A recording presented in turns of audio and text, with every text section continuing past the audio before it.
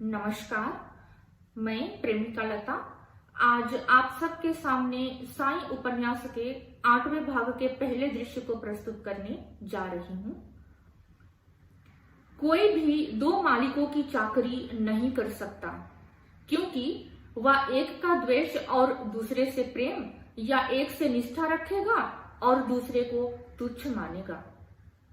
आप एक ही समय भगवान की और धन की चाकरी नहीं कर सकते। दृश्य 1। शाम को बाबा बाहर जाकर जल्दी से वापस लौटे और अपनी जगह पर आकर बैठ गए। उनके आसपास लोग बाग भी बैठ गए। तात्या धुनी में लकड़ियां डाल रहा था। बाबा ने बाहर आसमान की ओर नजरें उठाई। अंधकार घिर आया था। भूरे काले बादल छा गए थे। बाबा, आसमान में काले बादल छा गए हैं, समीधा डालते तात्या ने कहा। तात्या, जोरों से वर्षा होगी, यही आसार तो लग रहे हैं। होने दो, देखना धरती माता कैसे तप रही है, कैसे बदन जल रहा है उसका। चींटियां भी जमीन से निकलकर कैसे दौड़ रही हैं। एक बार ठंडी बौछार हो जाए कि फिर सारा शांत और ठंडा होगा। बाबा की बात पर सबने हामी भरी। हवा का एक झोंका आया और द्वारका माई में कुछ पल रुका रहा, जिससे सबके बदन में झुरझुरी सी आ गई। बाबा, हाँ श्यामा बोल। ठंडी हवा की यह लहर आपके चरण स्पर्श कर मानो आपका आशीर्वाद लेने ही आई थी। सब हंसे। श्यामा, हवा, पानी, प्रकाश, सब में जीव तत्व होता है। इस माटी में भी प्राण है, आकाश में भी प्राण है। हम कभी यह समझते ही नहीं कि इस वायु में भी जीव तत्व है, पर हम इसी वायु के कारण जिंदा हैं। हम सांस लेते हैं और छोड़ते हैं। हवा खत्म तो शरीर की कहानी खत्म। पानी का भी यही हाल है। शरीर से यदि जल खत्म हो जाए तो खून जम जाता है और इंसान भी हमेशा के लिए ठंडा पड़ जाता है। यही बात माटी और प्रकाश पर भी लागू होती है। तुमने माटी का उल्लेख मजाक में किया था, पर तुमने जो कहा वह सच ही है।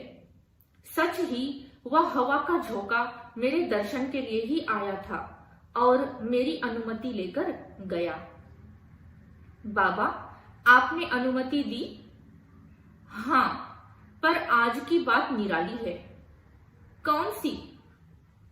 अब वर्षा की आवश्यकता है, इसलिए मैंने अनुमति दी है। पर मेरे अस्तित्व के कारण पंच महाभूत इतने प्रसन्न हैं कि अब तांडव होगा। ये मुझे भी बाहर निकालेंगे। मतलब आप क्या कह रहे हैं? हमारी समझ में नहीं आ रहा, मेहालसापति ने चकराकर पूछा। समझ जाओगे, थोड़ी ही देर में सब समझ आएगा। अब बरसात शुरू हो जाएगी। आजा, आजा, अब तो अंधेरा भी होगा। सबकी नजरें ऊपर उठी। सचमुच बरसात होने लगी। पहले बूंदे टपकने लगी। द्वारका माई के सामने की मिट्टी में बूंदे गिरने लगी। पहले मृत गंध फैली। बूंदों की तेज बौछार के कारण वह गंध भी बैठ सी गई। टप टप आवाज ने एक लय पकड़ी। वातावरण एकदम उत्साही बन गया। श्यामा, कैसा लग रहा है? एकदम प्रसन्न, सुखद, उत्साहवर्धक।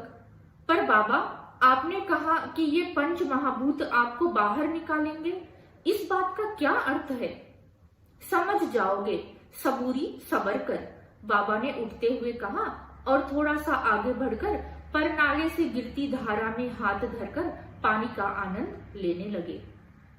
पानी के उड़ते तुषार कण उनको सुखदायक लग रहे थे। बरसात तेज हुई थी। बादल जोरदार आवाज कर बरस रहे थे। मेहालसापति, यही तो अल्लाह का चमत्कार है। वह संसार के हर एक प्राणी को कहीं न कहीं घुमाता रहता है, या जल सागर का, फिर वही जल नदी के द्वारा सागर से जा मिलता है। सागर बादलों के रूप में आसमान में जाता है, जमीन से एकदम आसमान में। फिर वहां पता नहीं कहां कहां भटकने के बाद फिर कहीं बरसता रहता है, फिर जमीन पर गिरता है और नदी नालों से बहता हुआ समंदर में जा मिलता है।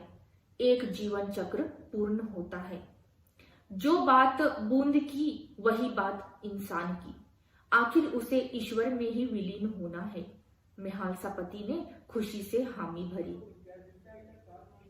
अब बरसात की बौछार के साथ हवा भी चलने लगी और बरसात ने अपनी दिशा बदली। अब तक सीधे बरस रही थी, टेढ़ी मेढ़ी होने लगी। परिणाम यह हुआ कि पानी मस्जिद में आने लगा। बाबा, मस्जिद में पानी आने लगा है। आने दो। सारी मस्जिद में पानी ही पानी हो गया है। घंटे भर बरसात हुई और रुकी। मस्जिद में हर जगह पानी भर गया था। थोड़ी भी सूखी जमीन बची नहीं थी, केवल धुनी जल रही थी। दीवार भी भीग गई थी। बाबा, मस्जिद में पानी भर गया है, हर जगह कीचड़ हो गया है। आज यहाँ कैसे रह सकेंगे? तात्या ने चिंता से पूछा। बाबा हंसे। आज बाहर कहीं और रहना पड़ेगा। मैंने कहा था ना कि आज यह बरसात मुझे बाहर निकाल देगी। अरे हाँ, सच कहा था आपने, पर कहाँ जाए? हमारे घर चलते हैं, तात्या ने कहा। अरे फकीर, या तो मस्जिद में या फिर चावड़ी में। चावड़ी खुली है ना? जी, चलिए वहीं चलते हैं। सब चावड़ी के पास आए। वह रात वहीं गुजारी और उस दिन से एक नई शुरुआत हुई। इसके बाद वे एक रात मस्जिद में तो दूसरी रात चावड़ी में सोने लगे। अब यह एक नया उपक्रम शुरू हुआ। धन्यवाद।